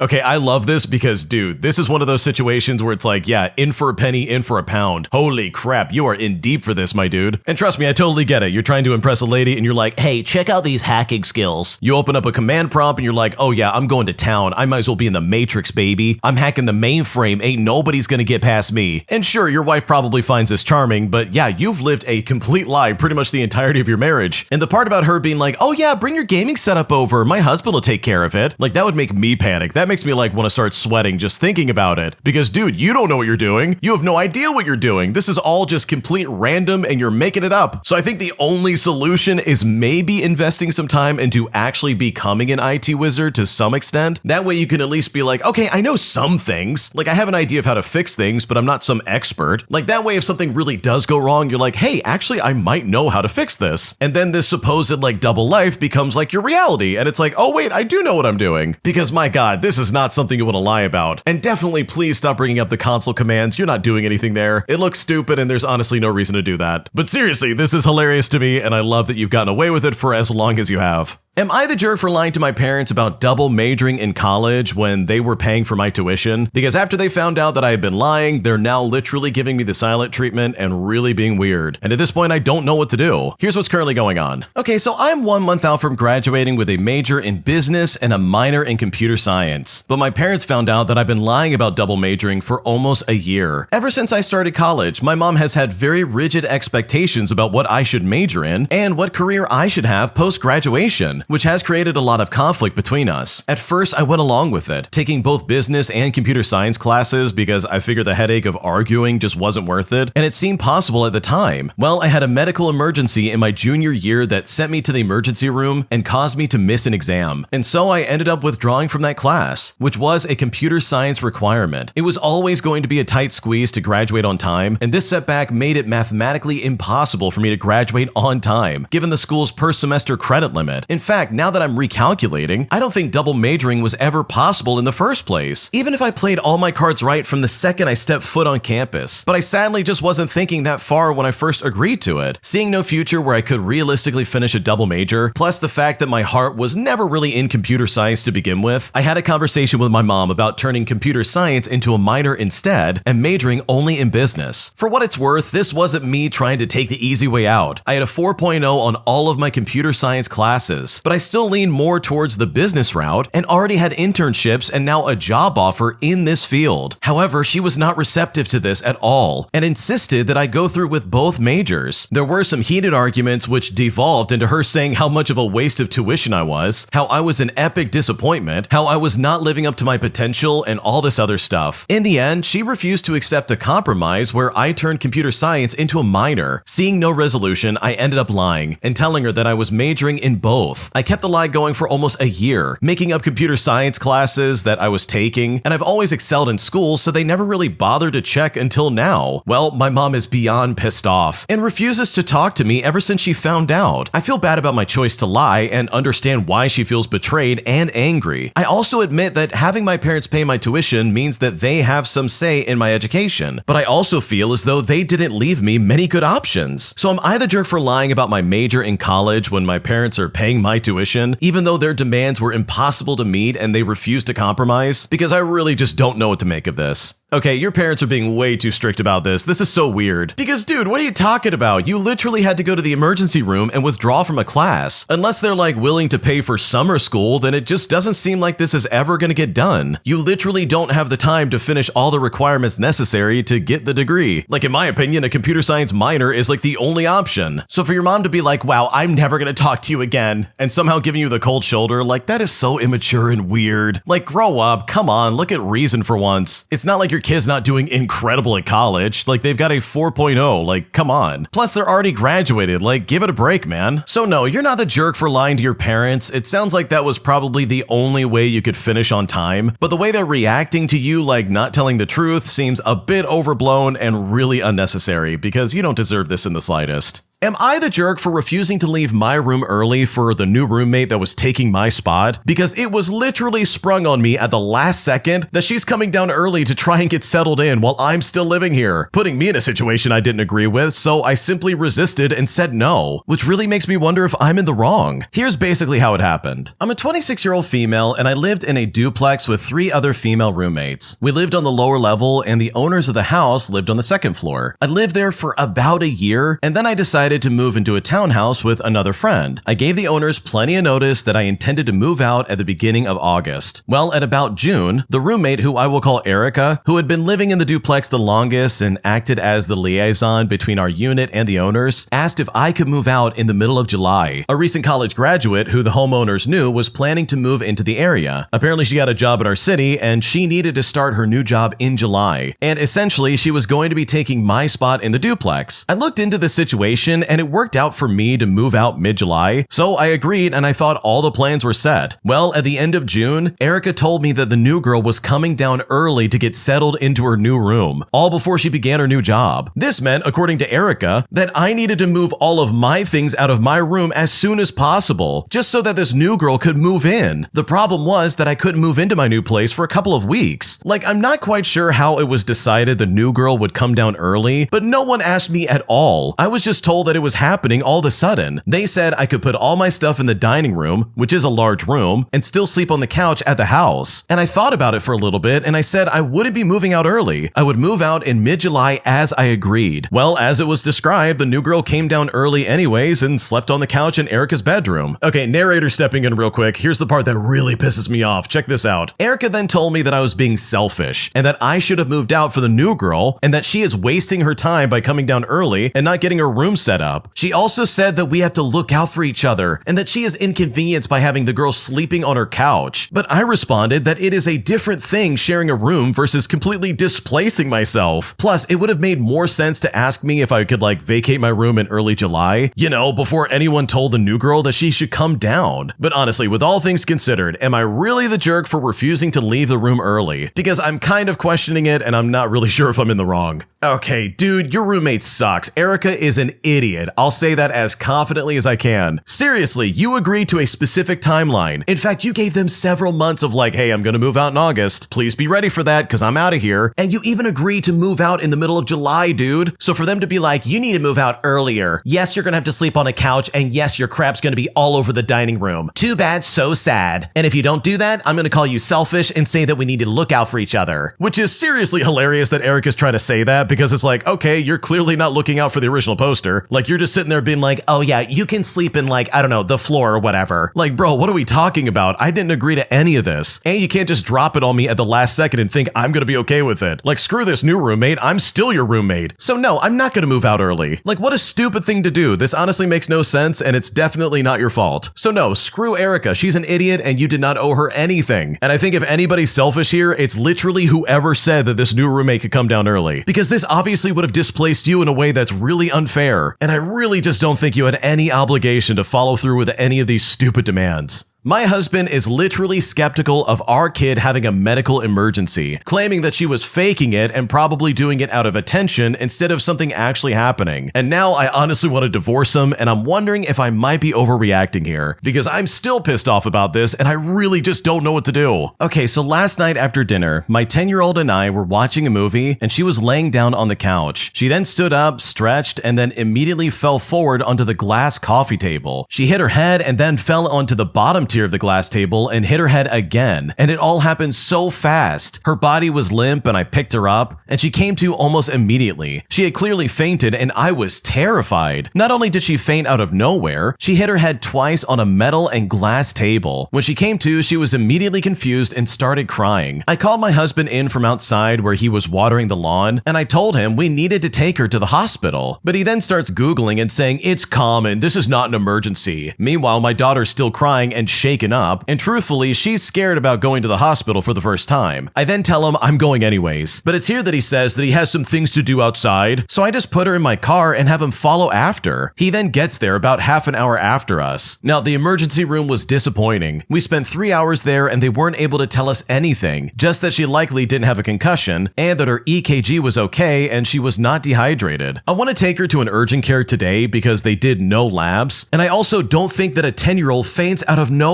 Well, this morning, I'm still crying thinking about how her body just went limp and gave out on her and just how scary it was. I can't stop thinking about it and I'm so worried. Well, my husband then asked me, do you think that she was faking it or making a joke? He then explained that he did something like that at around her age. And when he said that, I just lost it. I told him if he felt that way, then he could just leave my home. I told him he can't be skeptical of our child that way and that I'm taking her for additional medical care without him. I want to divorce him, quite frankly, and never see him again. Last night when we were driving to the hospital, my daughter commented through tears, why didn't he just leave the lawn and come with us? This was an emergency. And at this point, he's not talking to me, and now I really hate him. So am I overreacting here because I don't know what to do anymore? Holy crap, your husband's a terrible father. He is literally trying to look at his kid and be like, oh, she's faking it. I did the same thing at her age. She's just making it up. Meanwhile, the kid's freaking out and crying and their head hurts. And the original poster literally watched it all happen. Like, what are we talking about? What a completely rude thing to say. Like, why would you sit there and be like, oh yeah, she's faking it. I don't believe your medical emergency. Because I don't know, after hearing that your kid passed out after hitting their head, your first reaction shouldn't be, oh, but are you sure? I think you're just like making it up. You're just looking for attention, right? Like, no, the right thing to do is to go to the hospital and see what's going on. I would rather be safe than sorry. Holy crap. And you know what? I kind of understand where you're coming from, where it's like, oh yeah, I want to divorce this guy. Because bro, I bet this is like the tip of the iceberg. I bet this guy's insufferable and we're only seeing this one example. So yeah, I don't think you're overreacting. I don't blame you for feeling that way, because his reaction to his kid just passing out is unbelievably unkind, as he literally should have taken this seriously and been with you guys on the trip to the hospital. Today, I realized I made a mistake by offering my neighbor a ride one time to the airport, because now she thinks I'm her personal Uber, as she's constantly asking for rides all the time, putting me in a situation that I absolutely hate, and I seriously just don't know what to do from here. Here's what's currently going on. Okay, I get it. This is gonna sound really petty, but I need to get it off my chest. About 4 months ago, my neighbor, who I will call Diane for the sake of the story, mentioned that she had an early flight and didn't want to pay for parking. Now, I was off that day anyways, and the airport's like 25 minutes away from us, so I just offered her a ride. It's honestly no big deal, but apparently that was a massive mistake. Ever since then, she's asked me for a ride 7 times. Yeah, you got that right, 7! Not all at the airport. Sometimes it's, oh, can you drop me off at the mall? My car's in the shop. Or she would say, hey, I have a doctor's appointment downtown. Could you swing by? And every single time she frames it like it's barely an inconvenience. Like, oh, it'll only take you like 20 minutes. As if my free time has no value because I work from home. Last Tuesday, she knocks on my door at 8 o'clock o'clock in the morning and actually asked me if I can drive her to pick her car up from the mechanic, which, hey, by the way, it's 40 minutes away. I then said to her, hey, I actually have some calls this morning, which is true. And she then goes to me, oh, it won't take that long. You can do your calls afterwards. And honestly, I just kind of stared at her. When I said no, she then got this tone and said, I thought neighbors were supposed to help each other, which is like, okay, sure, but I helped her once and now it somehow is a standing agreement. Like, what are we talking about? Now, the thing that really got me is she mentioned to another neighbor that I've been less friendly lately. Not that she's been asking way too much, but apparently I'm the one that's changed. I should also note that she has a perfectly working car 90% of the time and has never once offered anything in return. Not even a, oh, let me just buy you some coffee. Literally nothing. I've started pretending I'm not home when she knocks because honestly at this point, I just can't do it anymore. Oh my god, this makes my skin crawl. I don't know about anyone else, but dude, I can't stand people who take advantage of you like this. You do one small favor for them and then suddenly, yeah, they think it's a standing agreement. They think that, yeah, you're gonna give me a ride. It was so easy the first time. That means the next 6 times will be no problem as well, right? And it's like, no, dude, I have other things going on, like work and, oh, I don't know, paying my rent. You can't expect me to drop everything I'm doing and just do anything you want all the time. That's unreasonable, dude. I've got a life to live. If she really needs to get there, then either plan your day better or call anybody else for a ride. I'm not a free Uber. I'm not a taxi. You can't just pound on my door and be like, I need a ride right now. We're neighbors. We need to look out for each other. And if you don't help me, then I'm gonna say you're less friendly to my neighbors. Like, that's stupid. I would ignore all of that 100%. And if anything, I would probably be just a little bit more blunt with her and be like, I'm not giving you a ride anymore. Because clearly she's not getting the picture, and I think it probably is only gonna get worse before it gets even close to getting better. An entitled old jerk steals from me the last disabled parking spot, despite the fact that he himself was not disabled. So my manager and I decided to get some petty revenge by not only calling the police, but also getting his car towed in the process. Here's what happened. I'm a 19-year-old female and I have POTS. It's a disability that causes my heart rate to spike when I stand up. This causes symptoms such as dizziness, nausea, and chest pain. Some people pass out from POTS, but thankfully I don't. When it's very hot or very cold, my symptoms get worse. I live in Florida where it's hot all the time, and because of this, my cardiologist filled out a form allowing me to get a disabled parking permit, and the DMV gave me a license plate with a disabled symbol, which shows that I'm allowed to park in disabled spots. So I work at a science museum, and last week, as I was pulling into the parking lot, I was cut off by a Cybertruck. This Cybertruck sped into the last disabled parking spot, and this was the last parking spot in our lot, making me have to park across the street. And mind you, it was about 90 degrees that day. So I walked across the street, passing the Cybertruck as I made my way to the entrance of the museum. And to my shock, I saw that the Cybertruck didn't have a disabled wheelchair icon on the license plate, nor the placard in the window. So not only was this guy an idiot rude driver, but they had also taken the last disabled parking spot when I, an actual disabled person, really needed it. Now at this point, I was livid, and I was feeling like I was going to puke from my heart rate spiking from the walk to the museum. I went inside and I told my manager, who was incredibly appalled, and tried to find the person before calling the cops, as in the state of Florida, it's a towable offense that also results in a fine of $250, and this is displayed on every disabled parking sign in the state. Well, he wasn't in the museum, and we checked the cameras, and it turns out he went to a restaurant across the street. So he was using our parking lot to avoid paying for parking. So my manager then called the police and a towing company. 2 police cars showed up, and the cops said that they'd give him a ticket, and that since he's nowhere to be found, they would call a tow truck at his expense and impound the vehicle until he pays. And for Florida cops, they were actually shockingly nice and helpful. The tow truck arrived and tried to tow the Cybertruck, but as they attempted to pull out, the Cybertruck's back panel flew off. They had to reattach the Cybertruck to the tow, and eventually they were able to drive off with it. Well, a few minutes later, a man in his 50s appeared yelling about how his Cybertruck was gone. The police then explained that they had to have him towed since he was parking in a disabled parking spot. The man continued to carry on for like 10 minutes before the cops said they would arrest him, and he finally shut up. They then wrote him a ticket and the cops finally left. Well, the man stayed. He yelled at my manager without end until a Tesla finally showed up to pick him up. And honestly, that's just a little bit of karma for the trouble he caused me by stealing the last handicap parking spot that I desperately needed. Oh man, I literally cannot imagine being that much of a piece of garbage where you would willingly take a handicap parking spot when there are probably plenty of other spots you you could have parked at. And I know exactly the kind of person you're talking about. They drive like morons, they treat everybody like crap, and then when things don't go their way, it's everybody else's fault. But it's like, dude, you don't need that spot. That's meant for people who actually have disabilities. And trust me, the original poster absolutely fits the bill. What they're dealing with is no joke, especially in the hot, humid sun like Florida. The possibility of them being dizzy or getting nauseous or even passing out, like that is serious down there. You can't even mess with that. So it makes sense as to why they would need that kind of spot. But regardless, this is incredibly satisfying because that guy was a complete jerk. And based on the way he was reacting to all of this, in my opinion, I think he absolutely deserved to get towed. If you like Am I the Jerk, you're probably going to love Am I the Genius. Check it out, link down below in the description. Also, go to amithejerk.com/submit if you would like to submit your own stories. My entitled ex-boyfriend said that I had no business becoming a lawyer, saying that I would never even be paralegal and that I would be better off being a court clerk. But today I proved him wrong by showing him that not only will I be a lawyer first, but also I'm going to a much better school than he could ever dream of getting into. Here's what happened. Okay, so my 3-year odyssey of spite finally came together yesterday. When I was a fresh college graduate in 2022, I dated an attorney for 3 months. He was a talented lawyer, spoke lucidly about what he did for work, and I trusted his opinions about the legal profession. So after I finished a postgraduate internship, I told him my real postgraduate aspiration was to get a job at a law firm as a paralegal and work as one until I was ready to apply for law school. When I said this, he literally scoffed at me and told me I would be better off as a court clerk. I don't mean to harp on court clerks at all. It is a difficult job, yes, but it is more administrative in nature. And from the way he said it, it was exceedingly clear he meant the comment to be derogatory. He didn't elaborate on why he said this, but it was heavily implied. Well, I was taken aback and really hurt. But at 21 years old, I hadn't learned how to have a spine yet, so I just kind of brushed it off. A few weeks later, I was working my first paralegal job, and we broke up shortly afterwards for reasons I'm sure you can guess. Anyways, he was right that I'm not going to be a paralegal. I took my LSAT last fall, I scored in the 98th percentile, sent out my applications, committed to UC Berkeley Law yesterday, which by the way is ranked in about 90 spots above his law school, but you know, who's counting? And at the end of the day, I'm going to become a lawyer. He is currently blocked on LinkedIn after I was the recipient of some profile creeping from him, but today I'm going to unblock him so that he can see exactly what's going on. And you know what? It's definitely reminiscent of the scene from Legally Blonde where she gets this prestigious internship. And honestly, with all things considered, my revenge on this guy is absolutely oh so sweet. Oh man, this is so funny because I know exactly what she's talking about, and this really is like straight out of Legally Blonde, both the musical and the movie. So good for you for getting this revenge because that guy sounds like a piece of garbage, and I love the fact that you threw this right back in his face in such a hilarious fashion. My husband's idiotic friend threw away most of our utensils and cookware after she stayed there as a favor to rent our apartment out while we went to my home country to visit my mom. And now I'm demanding that she pay me back for all the stuff she threw away, despite the fact that my husband is begging me to let it go. And at this point, I feel like I'm losing my mind and I seriously don't know what to do. Here's what happened. Okay, for a bit of context, my husband has a group of friends who have been together since school. I moved to his country for work and study, and I come from a different culture. We welcomed our lovely baby girl, and we are lucky to be in a country where parents can take a good amount of time off. We decided to spend 2 months in my country so my mom can bond with the baby, since she couldn't be there when my first was born due to COVID. Coincidentally, a couple we know was returning from a trip around the world and needed to rent an apartment. So it was a perfect match. They cover our rent, and we can be relaxed since they can look after our apartment and car. Well, once we returned, I noticed our kitchen was almost empty. I mean stuff like baking utensils, forks, knives, pans, cooking ingredients, casseroles, even utensils my mom brought from my home country for special meals, they were all just gone. And you know what? I was furious. I still cannot believe how someone can do such a thing. She replaced one of the 2 frying pans and that was it. We still have a few pans, but specialty items to cook and bake different things are just completely gone. Now my husband's allegedly talked to the friend, and we'll call this friend Sarah for the sake of the story, and Sarah acted like she did a favor. Once she realized we were not happy, she argued that only those she could not make clean enough were thrown away. And I say allegedly because my husband tends to minimize and diminish the issue just so he doesn't cause any waves. Well, I demanded that she replaces every single item. My husband is begging me to let it go and to not lose a long friendship, but I feel like I'm in crazy town. I mean, who does that? Especially without talking to the owners of the house. If you don't know what something is, why throw it away? I simply cannot wrap my head around it. So seriously, am I the jerk and is she just doing us a favor? Or am I being gaslit to high heaven? Because right now I don't know what to do. Oh Oh my gosh, I would be super pissed off if someone did that to me. Seriously, this is so uncalled for. You can't just throw someone's stuff away all because you're like, well, I can't get this clean enough, so I'm gonna throw it out. It's like, first of all, why did you dirty up pretty much all of her dishes? And secondly, your first instinct is to throw it away? Like, what are you doing? That is not your stuff. You literally don't own that. If anything, that means you just clean it up as best as you can and say, hey, I did the best I could, and then you leave it there. You don't throw it away as if you own it. And the fact that your husband is trying to be like, oh, don't ruin this friendship, just let it go. It's not that big of a deal. Dude, this is a big deal. This lady literally threw away some of your property. It doesn't matter what it is. This is so uncalled for. So no, you're not the jerk because this lady absolutely is required to pay you back. And the fact that your husband is fighting you on this, in my opinion, is absolutely uncalled for. Would I be the jerk for canceling a hotel booking that I made with people that I no longer speak to anymore, as they have ostracized me from their group in a terrible way? Because right now I'm not sure what to do, and it's honestly so confusing. Here's what happened. I'm a 20-year-old female, and I made a hotel booking for myself, my sister, and 3 other girls back in October for a concert in June. However, since December, I had an argument with one of the girls that led to her ignoring me and no longer speaking to me, with the other 2 seemingly taking her side, and the 3 of them ostracizing me from the group. This led to me moving out of the flat we shared, and since then, none of them have attempted to contact me and seem to just get angry with me over every little thing that I do. I tried multiple times to apologize and amend things with them, which only resulted in them either ignoring me or dismissing the issue as nothing and pretending nothing was wrong. Now, that was a very, very shortened summary of what happened, and I've come to the conclusion that I do not want to make amends with these people and do not want to speak to them anytime soon for the way that they've treated me. Well, here's the big issue. I do not want to stay at the same hotel as them for this concert in June. The advice I've received from almost everyone in my life is to cancel the booking and rebook another hotel for me and my sister, and they think this is an appropriate response to the way they've treated me these past 6 months. I don't like this option because I feel obligated to tell them that I'm canceling the booking, which undoubtedly will start an argument that I'm not mentally prepared to handle. Also, it's a refundable pay-on-the-day booking that can be canceled up to a week before the stay. I booked 2 rooms, one for my sister and I and the other for them. My initial plan was to cancel one of the rooms and transfer the booking of the other room to them. However, I've been told that my card will still be attached to the booking and that it might not even be possible to do this without talking to any of them about it. I'm starting now to not want to cancel the booking altogether and book something else for just my sister and I, as I know for a fact that they will not sort anything out themselves or talk to me about this until the very last minute. A lot of people have been telling me that I need to grow a backbone and let them deal with the consequences of refusing to communicate with me for over half a year now. So would I be the jerk for doing this? Because right now I seriously don't know what to do. Okay, I'm gonna be straight up with you and say that no, you would not be the jerk for this. If you did cancel that booking, you would be well within your right to do so, because these people screwed you over. They literally ostracized you from the group, treated you like garbage, and showed their true colors. So for them to even begin to expect to have any kind of like hotel room later on this year, in my opinion, would be insane. They should not get to reap the rewards of you setting this up for them if they're gonna treat you like garbage. I'm sorry, that's just not gonna happen. So yes, it's gonna suck, and yes, they're gonna be upset, but at the end of the day, you owe these people nothing. They've proven that they don't care about you and that they are not real friends. And that, in my opinion, is more than enough of a reason for you to pull the plug on this booking and honestly never look back. This next story came from the Am I the Jerk subreddit. Check the links in the description if you would like to submit your own stories. Am I the jerk for telling my girlfriend to stop inviting people over to my place? Because after I found out she scheduled a surprise birthday party for my mother at my house, I told her that she's going way too fast and that she needs to stop this right now. Here's what happened. Okay, to start things out, I met my girlfriend back in February. She is very nice and sweet, but she likes to plan stuff without asking me. When she met my work friends at a pub, she invited all of them over the weekend after at my place. She basically told them that they should come over to our place even though we don't live together, saying that next weekend we'll have dinner and drinks and watch the game. I then asked her later why she did that, and she said she was being nice and that she loves cooking. Now the thing is, I like going out for drinks with them sometimes, but I wasn't really close to some of them at all. Anyways, I dropped the subject and I helped her with hosting, preparing, and paid for some of the extra groceries and all the stuff we might need. She went above and beyond and everyone absolutely loved her. But now I'm getting a call from my brother asking about my mom's birthday party at our place next Saturday. And honestly, I was genuinely surprised. Apparently, she invited everyone for a surprise birthday party for my mom. And mind you, she's only met my family maybe 4 times in total. My dad is kind of annoyed because he wanted to take her alone to her favorite restaurant and had the whole evening planned but decided to postpone it so that my girlfriend doesn't get hurt. I then told my girlfriend that she is moving way too fast. We don't even live together yet. And also, please stop inviting people to my place without talking to me first. Well, after I said that, she's now incredibly upset with me. She said I'm being ungrateful and that I'm the jerk. So seriously, am I the jerk here? Because right now I feel like I'm losing my mind. No, you're definitely not the jerk. Your girlfriend is out of her mind if she thinks she can invite people over to your place without talking to you first, let alone inviting people that you barely know. And I totally get it. Drinking friends and normal friends are completely different. So for her to be like, oh yeah, we're gonna have a big party, come over next weekend, like that's really intrusive, and that is honestly so uncalled for. Because of course she didn't invite them to her place. Instead, she said, oh yeah, we're gonna go to my boyfriend's place, while conveniently saying, oh, it's our place. But for me, the icing on the cake of her crossing the line was her scheduling a surprise birthday party for your mother. Seriously, what's going on here? This is such weird treatment, it's not even funny. She's only met these people 4 times, and she's already been like, okay guys, let's have a party for her. Not to mention, the original poster has only been dating them for like, what, 2 or 3 months? Like, are you kidding me right now? That is so fast, it's not even funny. So yeah, she is absolutely being a jerk, and the fact that she's trying to frame this as if you're being ungrateful, in my opinion, is an awful manipulation tactic, because she is literally just trying to get her way by making you feel guilty in the process. Am I the jerk for saying no to my girlfriend's friend, who literally wanted to use our kitchen for well over a week, all because she didn't want to use the one her dorm provided her? Because right now I'm very frustrated and my girlfriend just doesn't see where I'm coming from. Here's what's happening. Okay, so my girlfriend and I live together in our apartment. Recently, one of her friends who I'm not really close with asked if she could come over and just use our kitchen. She lives in a dorm but says the kitchen there is too dirty to cook in. Now that already felt strange to me because I barely know her and it's not like it's an emergency. But what made it even weirder is that my girlfriend told me that we should feel honored that her friend asked us instead of asking someone else. And honestly, that rubbed me the wrong way. It felt kind of entitled, like we're supposed to say yes out of flattery. Also, this isn't a situation where the friend is in trouble or starving. She has a meal plan and can eat at the dining halls. It's not like she doesn't have options. She just suddenly wanted to cook something and decided her dorm kitchen was too gross. My guess is she remembered our place being clean because we hosted her and a few others a few times for dinner. But here's the thing, this wasn't a social request at all. It wasn't something like, hey, want to cook together sometime? Or even asking, could we hang out and cook together? It was literally just, can I use your kitchen to cook my own food? That's it. No invitation to connect or spend time together, just a one-way request to use our space. Now, another important detail, I'm the one who uses the kitchen 99% of the time. I do almost all the cooking and the dishes, so it feels like my personal space in the house. It's not just a shared utility room to me. It's where I do something I actually enjoy and take care of the both of us. So letting someone else use it, especially someone I don't really know that well, isn't something I'm automatically cool with. For what it's worth, I'm not against helping out her friends. Over the summer, one of her friends who I really like and would love to be closer to stayed with us for a week because she didn't have a place to stay temporarily. We both agreed to it, and of course she had full use of the kitchen and everything else. It felt mutual and respectful. But this current situation doesn't feel the same. It was just a request out of nowhere, with no real context or urgency. And you know what? It just completely caught me off guard. Also, I've had a negative experience before with one of her friends who turned out not to be supportive of our relationship. So I know I might be a little guarded now. When I reacted by saying, what? That's weird. My girlfriend told me I was overreacting and being rude about her friend. So it really makes me question if this kind of request is normal or if I'm just being way too sensitive. I mean, if it were like a one-time request, I honestly think I'd be okay with it. But she wanted to use our kitchen for a whole week, including sharing our refrigerator space. And we live in a pretty small 1-bedroom, 1-bath apartment, so that's what made it feel like a bigger ask than it initially sounded. She mentioned wanting to cook things like chicken breasts and avocado toast, and it sounds like she would want to make it every day. So am I the jerk in this situation, or am I completely out of line? Because right now I don't know what to do. Okay, in my opinion, I do not think you're the jerk at all. This really is a weird request. Like seriously, this is so like intrusive, it's not even funny. And the fact that your girlfriend doesn't see a problem with that is also really annoying. That'd be like someone coming into my house and being like, hey, I need your computer for a week. And it's like, dude, I do everything on my computer. I work, I game, I do everything, like literally everything. So if my partner then chimed in and said, oh, it's not that big of a deal, you're overreacting, I would be pissed off. I'd be like, are you kidding me right now? You're never on this thing. You never take care of it. You're not the one cleaning it out. Like seriously, this is not okay. And for me, I think it totally applies in this situation too. You're the only one using that kitchen. You're the only one cooking or doing anything major that involves food. So for this person you don't even know that well to step in and be like, I'm using your kitchen, it's obvious that they're just doing it for like selfish reasons license, and the fact that they don't want to clean up the kitchen they do have and just want to freeload off of what you already have. And that is really annoying, and I would not want to deal with that. So no, you're not the jerk. I think your girlfriend's completely wrong, and this friend is absolutely out of line for demanding such a weird request. I feel incredibly jaded over the way I was treated at my previous job, and now I'm unemployed and I seriously don't know what to do. Here's what happened. Okay, so I've had this job since I was about 16 years old. I've gone through several jobs, and most of them I walked away from the toxic environment. I'm 20 years old, and recently I moved to a different state to be with my partner, and I've gone about 7 months since my last paycheck and job. I never realized how lucky I was in my old town when my resumes and applications would go through the first try. I've had one job since moving, and I lost it to a new job requirements that I wasn't made aware of. I went 2 days sick, and yes, I found other people to cover me, and was told an hour after informing the current manager that I found someone to cover me, that if I don't have a doctor's note the next time I went into work, then I shouldn't come back at all. And I was told this after I had covered for several other people, gave ample warning if I was going to show up late, and went out of my way to learn new things out of my position just to help when needed. I know I wasn't part of the company for that long, maybe 5.5 months, but still it really hurt. I knew several employees who were doing their jobs wrong or not at all, but I can't complain about them or report them as my partner and their brother work at the place now. I don't want to drag this location down with me as my partner still needs an income as other jobs refuse to give any feedback on their resumes and applications. I apologize to anyone who read through this. I'm just trying to scream into the void to vent because right now I seriously don't know what to do. Okay, honestly, I know exactly where you're coming from. I've been in work situations like that before where the rules change all of a sudden and you end up being the last person to find out, but not because of a lack of trying. And it's so funny to me, the very people who probably were like, oh man, thank goodness the original poster stepped in and did all that extra work, are the same people who are going to be like, oh, I'm sorry, but you're doing it wrong. It's like, dude, why not just tell me? Why not just tell me because clearly I didn't know because I never get sick, instead of warning me and being like, oh, the next time don't even come back at all. If that's not proof enough these people never cared about you and they only see you as a number or some kind of commodity so that they don't have to step in and do the work, then honestly nothing will. And let's think about this for a second. Do you really want to work for people who act like that? That seriously sounds like a nightmare that would really not last long for probably anybody. And I don't know about anybody else listening, but for me, I like to feel valued and appreciated at any job that I'm working at. And the second they start talking about, well, if you don't do it right, don't even bother coming back at all. That to me is like a giant red flag being thrown up into the sky where I'm like, oh my gosh, I know this one. These people suck and they don't actually like me. And then that's my cue to start looking for another job because you know what? I don't need that for a second. So truly, I hope things work out for you and I'm so sorry that you're going through a rough time because you took a risk to move out with your partner and live with them and try and find some kind of life together. But hopefully everything works out for you because you honestly deserve the very best. My entitled mom demands that I no longer see my boyfriend until he loses a significant amount of weight. She even says that he needs to report in how much he's losing in order for us to even be allowed to see each other. But now I'm honestly so frustrated that I seriously don't know what to do. Here's what happened. I'm a 25-year-old female and I've been dating my boyfriend for close to 5 years now. And since the first time my mom met him, she simply just didn't like him. The reason was because he's on the plump side, meaning that he's overweight, and he's just a really chill guy. The first time they met, she asked him about his hobbies, and he replied casually about how he likes to eat, which is something he really does, and he likes to cook too. I was still in school then, but all expenses were paid on my own. Since then, she would barge into my room at random hours, scolding, shouting, and forcing me to break up. But I refused to budge, and had always tried to reason out with her. That is, until she came up with an ultimatum. She said he needs to lose about 15 kilograms in a year, or we would have to break up. And during this time, we can't see each other. My boyfriend and I tried to even negotiate the terms, but no means no. She said we would have to abide by the rules as this proves his sincerity to me, and then once he reaches the goal, she will finally shut up. During this period, I had frequent quarrels started by her, really affecting my mental health. I told her I was not doing well mentally, and she said that I was faking it. And while I didn't really agree, I had no choice. We still met just secretly, but my boyfriend was still working to lose the weight. We would also have to report the weight loss progress to her, and she would sometimes say that his progress is so slow, and that if she were him, she would lose it off as quickly as possible. Fast forward to today, and he lost the weight, but she still criticizes me, calls me horrible names, talks about me behind my back, and about my relationship. I'm going to family counseling, but it isn't helping that much because mom thinks that she is in the right, and that she feels I was going down the wrong path, and she couldn't just sit by and watch me suffer. After expressing my dissatisfaction with this, she She said she's only saying the truth, so why am I so upset? And with that, I'm kind of low contact with her, but my dad has been saying that this isn't how a daughter should be with her mother, trying somehow to get us to reconcile. But I've lost respect for her and a desire to reconnect. Any attempt at conversation may result in her screaming and wailing until the wee hours of the night, crying and saying that I've bullied and mistreated her, and all this other garbage. So right now, I'm not talking to her, but please, if there's something that I did wrong, or if there's some way I can improve this, I would love to hear what that is, because honestly, right now, I don't know what to do. Oh my gosh, your mom's crazy. Seriously, who in their right mind would be like, okay, 25-year-old daughter, you can't see your boyfriend who's also like, what, 29? All because he's overweight. And the fact that she set up this stipulation of him losing like, what, 15 kilograms a year, just so you two can be together, like that is crazy in my opinion. And I'm really shocked that you even agreed to that in the first place, because this is not a normal request. It is incredibly intrusive and just cruel. Because you know what? So what if he's a little overweight and he likes to eat? He clearly likes to cook. Like there's nothing wrong with that. So for your mom to say the things that she did, that is so uncalled for, and I really hope you're able to move out sooner than later, because I could not imagine living with someone as unhinged as the person you're describing. If you like Am I the Jerk, you're probably going to love Am I the Genius. Check it out, link down below in the description. Also, go to amithejerk.com/submit if you would like to submit your own stories. My family absolutely despises my boyfriend, despite the fact that he checks every box I could possibly ask for in having a good relationship. And now I feel like I'm going crazy as they are constantly hounding me about this, leaving me in a really tough spot because right now I don't know what to do. Here's what happened. Okay, to give a bit of backstory, my boyfriend and I have been together for a little over 6 years. We are both in our mid-20s and we have a cute little apartment, a dog, and both have stable jobs. It has not always been that way, as we have both navigated a lot of changes within ourselves, as well as job loss, sickness, etc. So basically, your 20s can be really hard. Due to all of this, we just decided to take some time before getting married and settling down. Both of us are content with the decision, as we feel that we are super happy with the dynamic right now, and just aren't ready for kids or the whole song and dance. Anyways, my parents have always liked him. Well, that is, up until about a year ago, during a family beach trip, when they suddenly decided he was too quiet and that his jokes are offensive, and that according to them, he will never commit to me, all amongst a ton of other things they've said. I mean, they were horrible to him. They ignored him, my dad was super rude and standoffish, and I ended up having to pry everything out of them rather than them just being upfront. I noticed that all of the problems sort of manifested once my sister started bringing her more loud, outgoing man into the picture. Things with my family have been super tense ever since then, and I backed up a ton as I felt their behavior was awful. My dad is simply awful to him, and it's always my boyfriend's fault. My sister hopped on board, and they all had this big intervention with me, trying to tell me that I deserve better. They dove very heavily into my boyfriend's family, they analyzed his parents and their relationship, etc. My sister also likes to send me TikToks and things like, oh, you deserve better, as somewhat of a dig. My mom is somewhat of a narcissist, as she never apologizes or anything, and she's always the victim. So it's like no matter what I say, I wronged her by taking a step back and cutting a lot of contact for my own mental well-being. But here's the kicker, I'm extremely happy. My boyfriend and I have a great relationship. We have never had any reason to believe that one of us was treating the other poorly in any way, and he is incredible with me. He listens, he provides advice and support, cheers me on in my goals, among so much more. And I have no fear that we will have a long future together. But my family cannot seem to grasp any of it and refuse to believe me. I just don't understand. We have the type of relationship where we jokingly pick on each other, and it has always been that way. But they truly believe that it's awful in nature. I also don't understand why it's their business to be involved in any timeline on marriage or kids. My friends love him and his family is amazing. I just have this constant shadow because my family is so against the relationship. They claim that they're not up my butt, but they analyze everything that he does. And I'm honestly not so sure where to go. Has anyone ever dealt with this before? What was your ticket to get them off your back? Because right now I don't know what to do. Okay, in my opinion, this is so toxic because my God, these people are all over you about this relationship as if they've got any skin in the game. And it sounds like they don't like him because this guy is just quieter than the obnoxious boyfriend that your sister has. It's like, dude, what are you talking about? People are allowed to be quiet and introverted. That doesn't mean they're a bad person, like come on. So truly, I don't blame you for cutting contact with them, and hopefully this gets better over time, because clearly you know that you have a good relationship with your boyfriend. And the fact that your family doesn't see that is honestly on them, and that is nothing that has to do with either of you. Am I the jerk for telling my husband that I don't want his mom coming with us on our vacation? Because despite the fact that I told him well in advance that I don't want this, he decided to ignore me and invite her anyways. anyways. And at this point, I'm worried that our vacation is practically ruined. Here's what happened. Okay, for a bit of background, last year, my mother-in-law was having financial struggles and was going to be let go from her job. Her 2 daughters didn't offer to help out, but my husband, being the kind man that he is, and with my okay, told her that she could always move out to the West Coast where we live. So she agreed, and she brought her 4 dogs and a bunch of her stuff and crammed it into our tiny 2-bedroom house. So in this house, there were 3 adults, 6 dogs, and a 6-year-old, and we're expecting a baby in the fall. As of a few months ago, my sister-in-law wants to move out here, and we explained that they should find their own place. We've looked at selling, but the markets are in no place for that. But if it was just my husband and our kid, we would make it work, and when the baby's old enough, they can share a room until we can sell this house. We were planning to go on one last vacation before the baby comes, and I made it clear that I wanted it to just be the 3 of us. My husband said it would be rude to not invite her, and so he invited her anyways. I was hoping because of her dog she wouldn't go, but now she's making us talk to our neighbors, who we are friendly with, about watching her dogs, with her saying that she will also pay to make that happen. Well, I was mad, and pregnancy hormones make it hard to hide my frustration. My husband told me I'm acting like a brat because if it was my mom, I would do the same thing, but I told him I wouldn't because my mom would understand, whereas his mom just simply wouldn't understand. She believes that he can do no wrong, and she believes that she's entitled. I mean, this is the same person who got angry when we went on a trip that we planned before she moved here and didn't invite her. We can't even have discussions with her because she instantly gets defensive. I really just wanted a trip away from her with my little family before this baby comes, and I'm apparently the bad guy and being selfish. He told me that I could be the bad guy and tell her that I don't want her to go, but I already told him this before he invited her, and it's not my mom. I'm not the one with boundary issues. So am I the jerk for telling him to tell her that we don't want her to come? Because right now I seriously don't know what to do. No, you're not the jerk at all because this really was laid out well before he even began to talk to her. Like, he knew what you wanted and he still ignored it and said, "You can come along, mom, don't worry about it." So for him to be like, you can be the bad guy, I'm not gonna do it. It's like, dude, you already knew about this in the first place. Is this guy seriously trying to kick the can down the road and be like, oh, this isn't my problem? Because guess what? It is your problem. You're the one that did this and you're about to ruin this vacation for everybody. So no, you're not the jerk because in my opinion, this problem absolutely falls on your husband's shoulders. My toxic, entitled older coworker is constantly making comments about the women around them by saying that they look tired and that they need more sleep. But after listening to these insults for so long, I finally snapped and decided to put him in his place, as I shut this guy down in a way that he truly never expected. Here's what happened. Okay, so I've worked with this older man for about 2 years now, and I've told him so many times that it is rude to make a comment on someone's appearance that they can't change within 5 seconds. We work in retail and he is a cashier, and I'm a shift manager. He only ever makes that comment towards women, and I have never in the past 2 years heard him make any comment towards a man's appearance. He thinks that he is just making small talk, but it comes off incredibly rude, and I point it out to him every time I hear it, and it still hasn't stopped. And it's not just that he's saying something like, "Oh, you look really tired." He's saying, "Whoa, you look really tired. Looks like it's time for someone to go to bed. You look like you could really use some sleep. You can see you have dark circles under your eyes." And like, he just keeps going and going. Whenever I hear it happening, I will address it immediately after the customer leaves, but he just always says that he didn't mean anything by it. I've brought it up to my boss before, but he just excuses it as this guy being old, and then he doesn't do anything about it. Well, yesterday when I got to work, this old guy says to me, "Looks like someone didn't get enough sleep last night. You feeling tired today? You look really tired." I then spoke to him as if he was a child. I said to him, "What have I told you about making comments about people's appearances that they can't change within 5 seconds? You are rude. That is a rude thing to ask me or anyone else. Stop asking me or other women if they're tired. Even if I am, it's none of your business. Do you understand?" For context, when he made this comment to me, we were at the front end of the store, and when I responded to him, I did get a bit loud because it's been 2 years of me repeating the same thing, and I'm honestly so over it. So later that night, he asked me, "Why did you scold me in front of the entire store?" And I honestly just couldn't take it, and I'm seriously hoping he retires soon because this guy is too much to deal with. Oh man, that's super weird. It sucks that the boss isn't doing anything about it because he's clearly targeting women, and that is really creepy. So yeah, I don't blame you for shutting this guy down because if I was in your shoes, I honestly would have done the exact same thing. Am I the jerk for not paying for a new appliance in a shared household, despite the fact that that appliance came with me when I first moved in? Here's what happened. Okay, so I'm a 25-year-old female, and I live with 2 other roommates, a 22-year-old male and a 26-year-old female, and we have lived together for over a year with no issues. Little things came up here and there, the usual vibe of needing something cleaned up, but honestly nothing dramatic. Now, I purchased a countertop stovetop air fryer before moving in with them in another apartment on my own, and it obviously came with me to the new place. I never said no to anyone using it because I felt guilty with the counter space it took up, and it was already in my possession as long as they kept it clean. Well, fast forward a year, and one of my roommates has broken it by putting her dinner in on the highest temperature, all while she went and took a shower, thus overheating it. At first I was kinda like, well, things break, so whatever, but now they're saying that I need to help pay for a replacement by putting in a third of the cost. Now truly, I'm usually the type to swallow this and just pay, but I'm also a bit annoyed here because my appliance has been broken. I'm out like $100 and on the hook for 30 more to replace it. And by the way, this is my appliance. So am I the jerk for having an issue, or am I right to ask them to replace it 50-50, where I would have to have no share in the cost for the new one? Especially when realistically, I would argue that those that break things should at least apologize and then offer to replace it. What should I do? Okay, I've got to be honest. The second you or anybody else breaks something or have something of yours broken, the person that broke it has to replace it. Period. End of story. That is the way that it is. Because right now, it seems like they're trying to frame this as if this is the apartment air fryer, but that is literally not the case. It's your air fryer. You're the one that brought it with you when you moved in. So why on earth should you have to pay for something that you didn't break that was belonging to you? Because honestly, whoever broke it is the person that should be on the hook, and they shouldn't be buying it so that they can have some kind of claim over it. They should be buying it to replace the one they broke that you owned. So no, you're not the jerk for not wanting to pay for it because obviously this was your property to begin with. And the fact that they're trying to make you pay for it, in my opinion, is super toxic. Am I the jerk for calling my sister irresponsible and refusing to help her after she demands that I pay groceries for her and her 10 kids for the next several months? Because after I said that she was irresponsible for having that many kids, my parents and my sister are now pissed off at me. And at this point, I seriously don't know what to do. Here's what happened. So I have an elder sister who's 38 years old, along with 3 other siblings. We were raised in an ultra-Christian household where we had to go to church, girls had to dress extremely modestly, and we were homeschooled and all that. I left the religion when I was 20, and I became more of an atheist, and 2 of my other siblings left as well. But my oldest sister, the one that's 38, and my younger one, who's 29, stayed in the religion. My older sister is really hardcore into it, and basically, she's even more religious than my parents. She thinks that women shouldn't wear pants and that the moon landing was faked and all that. She married a husband with similar beliefs, and now they have 10 freaking kids together, and I mean 10 of them. And I personally think that having that many kids is unethical, considering our overpopulation and the climate crisis. I think 3 should be the max, but I never really commented much because I knew that she would never listen to me. But my main issue was that she didn't have money to give those kids a comfortable life, and neither she nor her husband are rich at all. Because of that, their kids do not have a good quality of life. They rarely ever get to go on any trips or spend individual time with their parents. They last went on a trip 3 years ago, and that was simply to a water park. The kids have barely any privacy, and the older kids have to help with the younger ones a lot. The kids also literally have to share their clothing with siblings who can wear them, so they don't really even have their own clothes. And trust me, there are multiple other issues there, but I don't want to get into it that much. My sister was recently venting about all of this, and about how her older kids don't like her Christian rules, or having to share clothing or take care of their younger siblings. She then asked me if I can buy her groceries for a few months, as they've been having money issues lately. Well, I told her that I would not give her any money, and that it was her fault that she was in this position. She spent so much time being pregnant, so she really couldn't work that much, meaning that she was stuck with a low-paying service job. Her husband makes a lot more, but it still isn't enough to raise 10 kids without relying on welfare. I told her all of this and she got really upset and said I was judging her personal choices. But honestly, I do judge her. I've spent time with her kids and they're often neglected, and they often complain about how they don't have anything compared to their friends and how their rules are so strict. I told my sister that she was an irresponsible person for having so many kids despite not making near enough money to raise them properly. My parents are now mad at me for judging her for not being a degenerate, career-oriented person. And at this point, I'm honestly wondering if I might be the jerk, because right now I don't know what to do. No, I don't think you're the jerk at all. It seems like this is some tough love that your sister clearly needs to hear. For starters, being career-oriented doesn't mean you're a degenerate. It is horrible that they're trying to generalize in that way, but it honestly kind of gives a peek into what you dealt with growing up. And to that end, I can only imagine what your sister's like. But if I'm being completely honest, I think you're right. She had way too many kids. They can't even afford to have 5 kids, let alone 10. And now she's trying to be like, oh wow, why don't my older kids want to also be parents? Why are they upset that they have nothing? This is so unfair. Can you pay for my groceries? Like, dude, hold on a second. This is not my problem. Why on earth is the original poster responsible for your choices? This is honestly so backwards, and I just don't blame you for being annoyed. So no, you're definitely not the jerk, and your sister is 100% at fault. fault? Am I the jerk for asking my stepmother to give me back my birth certificate as well as all the other paperwork that I might need as an adult? Because right now she is very pissed off at me, saying that I'm being a stingy human being and that I'm ruining everything by taking my papers away from her. And at this point, I'm very confused and I seriously don't know what to do. Here's what happened. Okay, so after a couple of weeks of staying with some of my family, namely my stepmom and my siblings, I asked my stepmom to give me my birth certificate. I wanted to keep my documents with me back home in case of an emergency. As she opened the folder where she keeps my papers, I noticed there was about 4 copies of it, my high school diploma, some vaccine records, and other personal papers. She was handling the folder and going through them, and if I asked for one, she would think a little and then hand it to me, or ask me, "Oh, you need this?" and then hand it to me. So I managed to get some courage, and I asked her calmly to give me everything, all of my papers. Now she wanted to keep 1 copy, but I said I want to take all of them. I also noticed by then that she was keeping 2 copies of my naturalization papers, namely my citizenship papers, over to the side and out of the folder. It felt like she wanted to keep those too, but you know what? I took them as well. She then got really emotional, and in our language, she basically said that I'm being stingy and that I'm skimping on her. I stayed calm and I explained I just want to keep my papers and that me and my husband agreed to bring back our documents and put them together. She then raised her voice. She sounded very upset and like she was about to cry. My hands were shaking at this point because she low-key scares me a lot, but I stayed calm and I said I hear her, but I'm still taking them. Well, she's now more upset, and so my sister and her kid intervened. My stepmom said that I must think that she wants to do something bad with it, but I said no. My sister explained that it's mine and asked why she needs my birth certificate, and she said that she could need it for lots of things. For starters, she says she needs it in case she divorces my dad for whatever paperwork there might be. Also, if my dad passes away and the house they live in needs to be split between the kids, then she supposedly is going to need that paperwork for that as well. Part of me kept pushing, though firmly and calmly, because I don't want anyone to have my documents and because I felt that I should push myself to stand up to her for what I think is mine. In the end, she said something like, "Fine, take it all. I don't want anything. But if you need something for paperwork, we won't have it." Anyway, she's very upset and I'm very scared. And she's my ride to the airport tomorrow. So seriously, did I make a mistake or am I the jerk for getting my paperwork away from her? Because right now, I seriously don't know what to do. Okay, no, this is an easy one because your stepmom sounds insane. For starters, no, this is your paperwork. And from the sounds of it, you don't sound like a child. It sounds like you're an adult and you have every right to have access to your paperwork. So the fact that she's trying to hold on to it, in my opinion, is kind of a stupid point. You deserve to have everything on your person, especially your citizenship paperwork. Like seriously, why does she have that? If I was in your shoes, I would absolutely make sure I have that. Both digital and physical copies. That is the last thing you want to lose, like seriously, especially considering today's political climate. And also, it kind of comes off as really suspicious the way she's like, "I need this in case your dad dies or I get a divorce." And it's like, well, wait a second, nobody was thinking about that until you said something. Like, I don't know about you, but it's almost like she was showing her hand as if she was banking on one of those things happening. And it's like, okay, that's a weird thing to say, but sure, go for it. So to that end, I think there might be a chance where she divorces your dad, or there might be a chance where like something happens to your dad and you gotta split the house between everybody. But on a serious note, I'm glad that you stood up for yourself, especially towards your stepmother, who clearly is an intimidating person. I can understand feeling hesitant and feeling like, oh man, I can't possibly do this. But instead of backing down, you stuck with it and you got it done. Because in my opinion, all of those papers should have gone to you the second you became an adult. And the fact that she tried to keep them away from you, in my opinion, is not only incredibly sketchy, but also very uncalled for. An entitled Karen steals my airplane window seat, demanding that she take it instead of me, as she feels that she deserves it more since she has a kid with her. But when I tell her no, I don't want to give up my seat, she calls me a monster and says that I have no soul for not giving up my seat. And now as a result, I feel really guilty, and at this point, I seriously don't know what to do. Here's what happened. Okay, so I was flying home last week after visiting my sister. I booked my ticket a month in advance, and I paid some extra for a window seat because I get anxious on planes, and being able to look outside really helps me stay calm. Well, when I got to my row, there was a woman sitting in my seat. Her young daughter, maybe 6 or 7 years old, was in the middle seat next to her. I politely said, "Hey, I'm sorry, but I think that's my seat." She then didn't even look up at me and just said to me, "Oh, I was hoping you wouldn't mind switching. My seat is a few rows back in the middle, but I really want to sit with my daughter." I said to her, "I'm sorry, I understand that, but I booked this seat on purpose. I have anxiety and I really need the window." She now got angry at me for some reason and said, "Seriously, it's a kid. You can't sit in the middle seat for a couple of hours so a mother can stay with her child?" But I said, "Look, I get it, but I paid extra for this seat, and I have a real reason to need it. You can ask someone else to switch." She then then stood up and snapped at me. Unbelievable. Selfish people like you ruin everything. I hope you feel good about making a little girl cry. And the thing is, her daughter wasn't even crying. She was just quietly coloring. I said to her, hey, I'm not responsible for your poor planning. If it was that important, you should have arranged seats together before the flight. A flight attendant then came over and asked what was going on, and the woman tried to make me sound like a monster, but I calmly explained that I had this seat booked and I wasn't giving it up. The attendant checked my ticket and asked the woman to move, and while she did,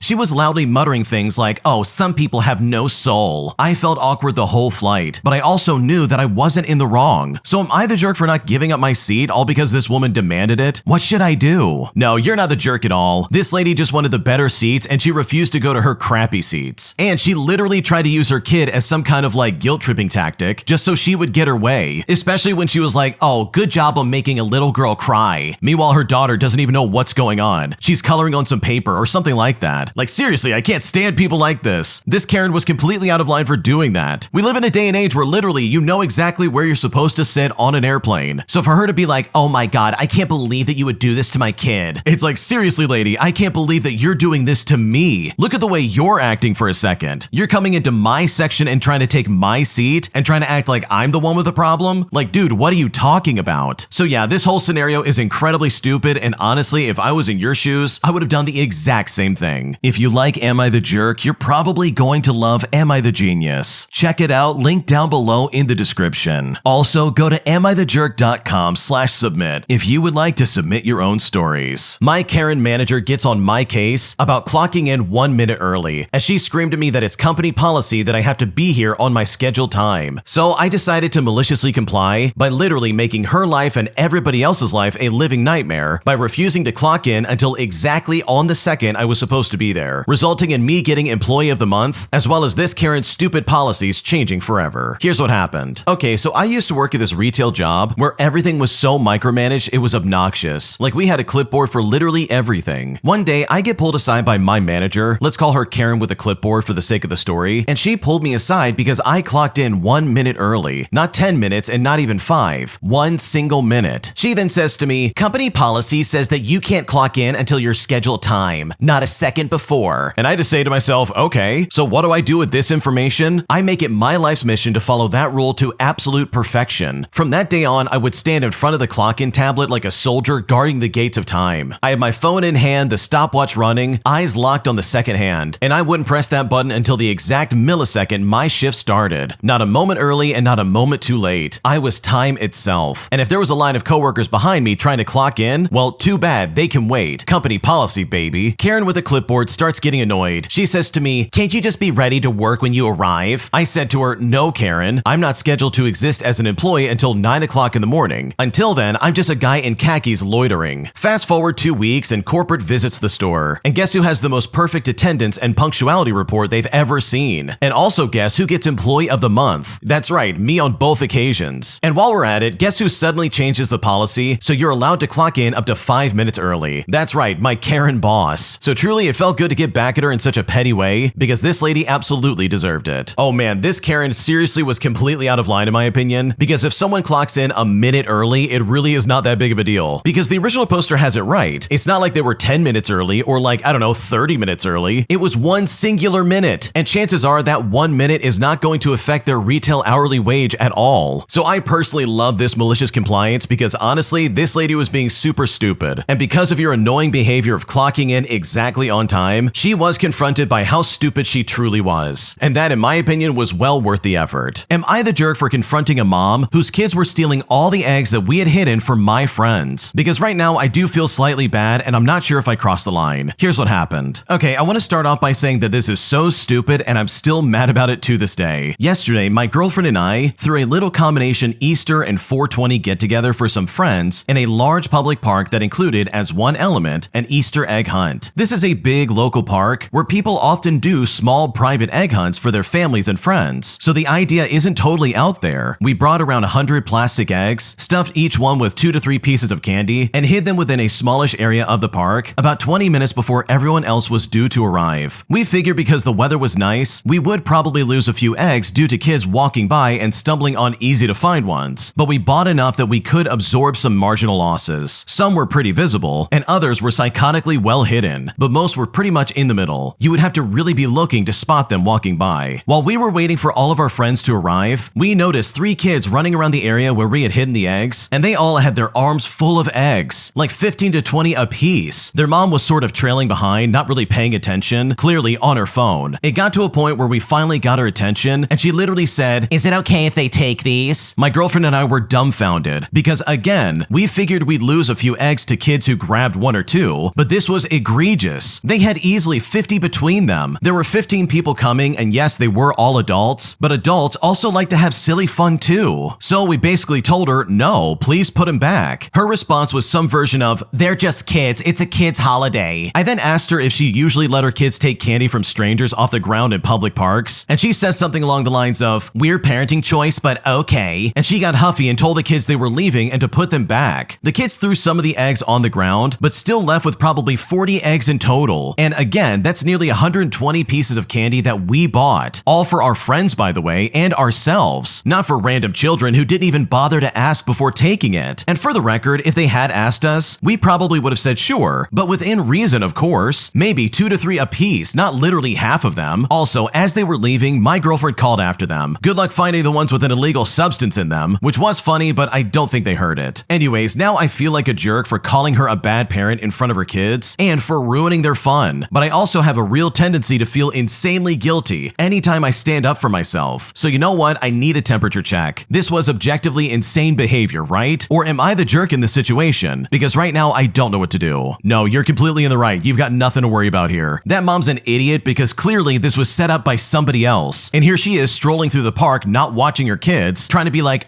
it's fine, just take them, who cares? Like, this clearly was set up for somebody else, and you have the audacity to step up and be like, "Oh, we're gonna take the candy." That is seriously so dumb, and I can't believe that she even got off with 40 of them. So no, you're not the jerk for calling her out. The way she was acting was super entitled, and you guys did not deserve that. A non-patriotic Karen gets arrested across the street from my house after she knocks down nearly a mile's worth of small American flags that were placed there by the city to celebrate the 4th of July. And I'm honestly still blown away by this idiot Karen's actions. Here's what happened. Okay, so this happened a couple of years ago back in 2023, right before the 4th of July. My family and I were doing some work in our backyard, and at one point we got hungry and we decided to buy some Burger King with some coupons that we had. So my dad and I left his house in his car to go get some food. I was simply looking out the window, looking at the cute little American flags that were pinned down along the sidewalk to celebrate the 4th of July. Now, for a bit of info about these flags, I don't know how many places in the United States do this, but the city I live in does this annual thing where they pin small US flags along the sidewalk down one street, from one end all the way down to the other, to celebrate the 4th of July. I've lived next to this street all my life, and as far as I've known, or as far as I can remember, my street is the only one that has done such a thing. Again, I don't know how many cities in the United States do this, but this is just one that I'm most familiar with. The point is, though, these flags belong to the city and not to the individual homeowners, so I'm sure one would be arrested or fined if they were caught stealing or damaging them. Anyways, as we were coming back, driving down our street towards our house, I noticed some of these USA flags knocked down along the sidewalk. It wasn't just 1 or 2 flags too, by the way. It was a ton of them. There were so many flags knocked down along the sidewalk that it literally stretched for nearly a mile. We then started wondering what might have caused them to fall down. Either the city did a poor job pinning them down, or some strong gust of wind came up and blew several of them down. Well, we got our answer when we arrived. There was a police car on the street across from our house. My mom was still in the yard, and she had seen exactly what happened. We asked her about it, and she told us that some woman on a motorized wheelchair was running over these small US flags, and now the police have come to arrest her. Well, that's the most information we got out of the situation. We didn't go to the police across the street to ask for any other details, as it was pretty much none of our business. But I couldn't help but wonder why that woman had done such a thing. Was she playing a game of knocking down the flags, thinking it was no big deal if they got destroyed? Was she possibly intoxicated while driving her motorized wheelchair, which I think counts as drunk driving? Or did she simply hate America and decided to knock down the flags under protest? Either way, in my head, I just nicknamed her the non-patriotic Karen for knocking down lots of little American flags with her motorized vehicle. I didn't hear any screams or shrieks from the woman, so I reckon that she probably didn't put much of a fight up or argument over her actions. But regardless, I'm sure she was a Karen. After all, she knocked down nearly a mile's worth of little flags down one sidewalk in a wheelchair. I mean, this had to have been intentional. This could not have been an accident. I might never know why, but it's quite an amusing story, considering my dad and I only saw the aftermath of what went down while while we were literally just trying to get our meals from Burger King. Okay, I love this for so many reasons because seriously, who in their right mind would do that? She literally went down the entire sidewalk for nearly a mile and knocked down all those flags. Either she wasn't aware of what she was doing, or just like the original poster said, this was very targeted and very calculated. And if that is the case, then that really sucks. Like, to do that right before the 4th of July, you know, one of the most important days in the United States, especially towards like patriotism for your country, like that was clearly a very stupid decision and one that she is obviously going to have to pay for. This next story came from the Am I the Jerk subreddit. Check the links in the description if you would like to submit your own story. Am I the jerk for calling out my mom for making her girlfriend silent during all family gatherings? Because after watching her cut off her girlfriend constantly, while also never letting her say anything of her own, I decided to finally speak up and call her out on it, resulting in my mom getting extremely upset. Here's what happened. Okay, so whenever we have dinners or events, my mom does most of the talking, and if her girlfriend, who we will call Sarah for the sake of the story, ever tries to say something, my mom will either cut her off or just make it clear that she doesn't need to contribute much. It's like my mom makes Sarah feel small. This has happened at least 5 times that I've noticed. Sarah's an incredibly nice person, she's funny, kind, and I can tell she wants to be part of the conversation, but my mom keeps redirecting things back to her or silencing Sarah without even realizing it. And it gets worse when the rest of the family starts talking. My mom will either hijack the conversation, even if it was something that Sarah had been talking about. If Sarah is sharing a story or her thoughts, my mom will suddenly change the topic or talk over her. The worst part is, Sarah usually just goes quiet. She's very polite and doesn't make a scene, so the whole family just kind of goes along with it. I finally brought it up to my mom last night after another family dinner. I told her that I felt like she was being unfair to Sarah by not letting her voice be heard, and that it was making Sarah uncomfortable. My mom then got defensive and said that I was being over dramatic and that Sarah is just shy and doesn't need to talk all the time. She even said I was being rude to her girlfriend by pointing it out. So now I feel guilty because I don't want to make my mom feel like she's a bad person, but at the same time, I hate seeing Sarah get ignored or sidelined every single time. I don't think I overreacted, but maybe I did. So am I the jerk for calling my mom out about this? Because right now, I'm not sure if I crossed the line. No, I don't think you're the jerk at all. I seriously hate the people who act like your mom, and I'm not saying that to be mean, I'm just saying that as a personality trait, it really is annoying, because they're the kind of person who's always waiting to say something or just interrupting you altogether. They're never listening, they're always waiting to share their story while ignoring yours, and that in my opinion is super obnoxious. Like seriously, that's unfair and it is so rude to Sarah. And I know if I was in your shoes and I saw my parent doing that to their girlfriend, I would wait for them to finish and go back to the Sarah of this story and be like, I'm sorry, you were saying, and then have them continue their story. Because this behavior is uncalled for, it needs to be called out. And the fact that your mom's trying to deflect this and be like, oh, you're the rude one for calling it out. It's like, seriously, that's not even true. That literally doesn't make sense, because obviously your mom is the problem and not you. Am I the jerk for not taking out my roommate's trash, even though she is constantly messing with me on a daily basis? Because right now I feel like I'm at my breaking point. Here's what happened. Okay, so I subleased a room from this woman, but recently I found out that the landlord doesn't even know I live here. On move-in day, she told me she needed access to the attic and half the closet in my room, and promised she would ask me when she does so, but she never does. She just comes in unannounced and rearranges my stuff. She has a camera pointed at the attic door and another room full of her belongings. There's even a camera in her bedroom, which would be fine if she respected my space, but she doesn't. I pay half the rent plus $100 in utilities. She's home all day on disability, while I work up to 60 hours a week. Lately, she's been randomly kicking me off the Wi-Fi, lying about it, and then giving me a new password days later. One time, she texted me asking me to move my car so she could park in the driveway, as she had apparently bought a new car, but my data was down and I never saw the message. So she blocked my car in, and then suddenly gave me the Wi-Fi password again. But even still, 2 days later, she changed it. Then, while I was still kicked off the Wi-Fi, she asked me to pick up a toothbrush for her on a day that I was working a 12-hour shift. Well, I did it, and guess what? She never even paid me back. She has also been expecting me to take out her trash, like pizza boxes and beer cans, when I barely generate any myself, and I can't even drink alcohol. One time, I left a full bag next to the trash can because it was overflowing and lidless, and she told me animals got into it, but cleaned it up before even telling me. And to an extent, I can get how this would be unfair to her. Before she got her car, she asked to borrow mine late one night. I said no, and then she got upset, claiming it was to go to the hospital, even though I overheard her say that she was heading to her ex's house. Ever since then, she removed me from all social media and hasn't even put me back on the Wi-Fi. And now she's hinting that I've harmed her cat. The cat got sick after eating Benadryl that I left out, and when she saw me gently pick him up on one of her cameras, house? She told me not to because of an injury. Well, I apologized, said he seemed fine, and she took that as me saying that I'm gonna keep doing it. She clearly thinks I'm a danger to him, even though I've done nothing wrong. At this point, I'm beyond fed up. I work constantly and I still get treated like I'm a guest in her house, even though I pay half the rent. In her defense, I left a carton of molded strawberries and blueberries in the fridge, and she is the one who has cleaned the floors in the month that I've been there. So am I the jerk in this situation? Because honestly, I don't know what to do. Okay, I don't think you're the jerk, but I think you would be an idiot if you kept living there. Seriously, this lady sounds insane. For starters, why are you subleasing from someone who literally is not letting the landlord know what's going on? That sounds incredibly sketchy, and I just don't think that's a good idea. Not to mention the fact that she really just does not sound like a good person. Like overall, across the board, it seems like she's just waiting to have some reason to get back at you or to get you in trouble for something you didn't do. And I've got to tell you, if that was me in your shoes and this lady was kicking me off the Wi-Fi over and over again, I would lose my mind. I would go nuts. I'd be like, listen, either give me the Wi-Fi or I'm going to have a long talk with the landlord about what you're secretly doing. So I know if I was in your situation, I would be finding a new place to live. I would not want to live with someone who's messing with me on a daily basis while I'm literally working, 12 hours a day, 60 hours a week? I would be way too exhausted to deal with that crap every single day, and I think that lady's attitude and behavior would truly drive me up a wall. Am I the jerk for swearing at my sister's boyfriend after he falsely accused me of stealing from my own family home? Because right now I'm still pissed off and I seriously don't know what to do. Here's what happened. I'm a 30-year-old male and I recently moved out of my dad's house into my own apartment with a friend. My dad still lives with my brother, my sister, and her boyfriend of 5 years. And I moved out amicably over a variety of reasons. I've been back to my dad's once every week to visit, and this has gone pretty well. My sister and her boyfriend work the third shift, and it's mostly been visiting my dad and my brother, and everything was fine until last Friday came around. My sister's boyfriend randomly asked me if I took any silverware. My dad has been in my place and is aware that I have my own, and after I said no, he says the silverware's disappeared recently, and I say that I just didn't take it. He then says, well, the only variables are that half the silverware's gone and you moved out. And when he said this, I exploded. My sister's boyfriend said something to the effect of, oh, I'm just asking questions. I'm not accusing you of anything, which didn't stop me. In my mind, after he said what he said, it turned into an accusation and a press. I said that if he really was asking questions, he would have dropped it after my first no. He then went off about how someone must have thrown it out, but I kept pressing him about the accusation. My dad stepped in and explained that I was innocent and then separated us. Eventually, our screaming woke my sister up and she yelled at us to be quiet. And once I explained the situation, she yelled at him. Every time he tried to defend or explain himself, I yelled back, which devolved into my sister yelling at us to shut up so that she can get some sleep before work. My dad politely asked me to leave, and before I left, I screamed out and said, you want to accuse me of stealing from my own family? Screw you. And then I left. My brother was outside when this popped off, so I vented to him. I was screaming, swearing the whole 9 yards, specifically saying all kinds of swear words about the boyfriend, amongst every other name in the book. I said that I wish my sister left him when they had relationship troubles, and he just completely heard my rant. My brother tried to say that I was taking my sister's boyfriend out of context because he took back his accusation. We argued about that more civilly, and then I eventually left. After I got back to my apartment, I sent a text to my brother and my dad saying that I wouldn't be at Easter and that I wanted an apology from my sister's boyfriend. I apologized to my sister for waking her up, and then I left it at that. Well, my sister's boyfriend wants an apology for swearing at him. My dad and brother think that it is reasonable because in their eyes, we both acted badly. Two wrongs don't make a right, and that I wasn't justified in swearing at him. My brother doesn't think it was an accusation, and my dad thinks that I'm overreacting. Because my sister's boyfriend took it back, it wasn't that bad. My sister is fighting me, and they've been fighting ever since. I told them I wasn't going to apologize for reacting to his smears, and that he crossed the line. My dad and my brother are trying to keep the peace, which I am really disappointed in. So truly, am I the jerk if I choose not to apologize? Because this entire situation is incredibly enraging. Okay, in my opinion, it kind of seems like everybody sucks here, because seriously, first of all, who's going to accuse someone of stealing utensils, and then who's going to freak out in the way that you did? It seems like you wanted to yell at the boyfriend for a variety of reasons, and this just happened to be like the best excuse possible. So in my opinion, I think you're both kind of at fault here. This got blown way out of proportion in a way that was completely inappropriate, and I think if you have any hope of like having any kind of peace in that house ever again, it would be better just to swallow your pride, say your apology, and be done with it. Otherwise, I don't see this situation ever getting better. My entitled Karen of a neighbor decides to get nasty with me after I simply request that she not park her car in front of my house. But after she refused to move and got really nasty with me, I decided to get some petty revenge. by not only uncovering that her house was actually an Airbnb, but also shutting down her entire operation in a way that she will probably never financially recover from ever again. Here's what happened. So I live in a small neighborhood with maybe 20 total homes. Each home has about 50 plus feet of road frontage, 3 plus car garages, large driveways, and parking is permitted on both sides of the street. So as such, there is never a reason to park in front of a home that isn't yours or that you're not visiting unless there's some sort of event. Most of the neighbors are friendly and know each other, so in the time I've lived here, parking has never been an issue until about last month. Last month, a neighbor from the far other end of the development started parking daily and overnight in the smack dab middle of our property's road frontage. Now, I thought this was odd, but maybe she's having work done on her driveway and just wants to park away from the fumes. I honestly don't really know, and things happen, so it's not that big of a deal. But after 5 nights of this, I'm getting a little bit fed up. The yard guys can't cut the grass where her car is located. Deliveries of large items are postponed because they can't get up our driveway without the extra turning radius. So with all that in mind, I leave a note on her windshield. Now this is a quick note explaining that it would normally be a non-issue, but we have some deliveries coming and it would help us out if she would move her car back to her home this week. Well, we got no response, and instead the note is gone the next morning and the car is still there. Then our neighbors text us and said, "Hey, you might want to watch out for the mean neighbor down the street. She started cussing me out for the note left on her windshield and said it was public property so she could park there if she wanted to." And that is honestly not cool. But since I don't want to pick a fight, what is there to be done? The next time she moves her car, I pull my own in front of my house. And this does not make her happy. And she spends the next few days flipping off my Ring doorbell from the street and leaving notes on my car that are never threatening but are also never kind. And after reading these swear words and these awful notes, I decide, okay, game on. Let's do this. It didn't take much digging to realize that they were really unusual. There were out-of-state cars parked at her actual home, and it took even less digging to find out that her home was listed on Airbnb, and she was pricing it way more per night than her entire mortgage. Well, after a few quick calls to the county, and what do you know it, the Airbnb and short-term rentals are completely forbidden. No exceptions, especially in our neighborhood. On top of that, the county zoning commissioner finds out that she's been renting out her home for almost half a decade, and each rental violation equates to a $250 fine. So I'm sure you can do the math to see how bad this is going to be for her. I'm not sure what happened after, but we do know that she received a court order of some sort, and more importantly, that she stopped parking in front of our house. So I guess now she's gonna have to find a job that doesn't include flipping people off all day. Oh man, this is hilarious to me because seriously, this lady deserved this kind of treatment. I think any honest person would have been like, "Oh, I'm so sorry if my car's blocking your driveway. Here, let me move it down the street or in front of my own house. Sorry about that," and then just moved on and did her own thing. But it's the fact that she wanted to fight you on that, and she was so aggressive toward you, all because of a simple note, really screams the fact that she 100% had something to hide. And I love, just from some simple digging, that you found out her Airbnb was literally illegal. So good for you for getting some solid revenge on this idiot. Her attitude towards you and the rest of the neighborhood was completely uncalled for. And the fact that she probably got shut down in a major way, while also taking a huge financial hit, in my opinion, is the kind of karma that we love to see. If you like Am I the Jerk, you're probably going to love Am I the Genius. Check it out, link down below in the description. Also, go to amithejerk.com/submit if you would like to submit your own stories. Would I be the jerk for asking my future brother-in-law and his wife to return an expensive gift that I gave them after they limited contact with me? Because right now, I'm worried this might ruin everything in our family dynamic, and at this point, I don't know what to do. Here's what happened. So I've been with my partner, who we will call Jamie, for over 6 years now, and we're getting married this fall. For most of our relationship, I've had a close bond with his brother, who we will call Matt, and Matt's wife, who we will call Claire. We've shared holidays and dinners and hangouts together, and I've always done what I could to support them, especially during hard times. And for reference and as a side note, I'm the primary source of income. About 2 months ago, I bought a new car and I offered them my old car for about $6,000. It was still in good working condition and they accepted it, so I fully transferred it over to them. It was a genuine gift from a place of love and support, and I was happy to help because they relied 100% on public transportation. Over the past few years, I also gave small things like household items, groceries, things for their kid, all of which were meant kindly and never with any expectations. But now things have shifted. Claire recently initiated a conversation where she said the gifts and emotional support that I offered had felt too much and a little bit overwhelming, and even went as far as saying that she felt I was using them to fulfill my own emotional needs. She says she no longer feels comfortable around me and wants to limit contact, meaning that I don't text them unless they text me first first, and that all of this needs to slow down. Well, this completely blindsided me, because I was never given any indication before that she felt this way. Now, one example that Claire brought up really confused me. They have a shy cat called Shadow who hides whenever we visit. We've never seen her in person, and it becomes a running joke between me and Jamie that she might not actually exist, which is basically like an inside joke reference to an M&M Christmas commercial. Well, Claire said that she found that joke offensive, like we were mocking a traumatized animal, but that felt like a major overreaction to something lighthearted and affectionate. Now, here's the part that's really been weighing on me. Claire and Matt have made it clear that they don't want any more gifts or support, and that our relationship needs distance. Gifts for their kids are okay, and they're still happy to keep the car that I gave them, which is something that came from a time when our relationship was close, warm, and mutual. Now, to be clear, I haven't asked for the car back, but I've been thinking about sending a message and not demanding anything, but pointing out the emotional disconnect, that they've rejected ongoing support, suggested past support was not genuine, and yet still have no issue keeping a significant gift, namely the car. I want to ask them to reflect on what that really means. Jamie is supportive of whatever decision I make, but he is worried that this might further rupture things with his family. His mom also relies on Matt and Claire for transportation to our wedding, and he's concerned that asking for the car back, or even just bringing it up, might make this way more complicated. So truly, would I be the jerk if I did this? Because right now, I'm still incredibly confused. Okay, you might not like what I'm gonna say, but honestly, I don't think it's worth it. It's pretty clear that Matt and Claire have taken advantage of your kindness for the last time, and that is unacceptable. Like, truly, you don't deserve that. And the fact that they don't see that this is not some kind of like manipulation scheme, and instead it's so that you can help them out and be kind to them, then screw them. They don't deserve your kindness, and you can focus that elsewhere. And the fact that they're trying to be like,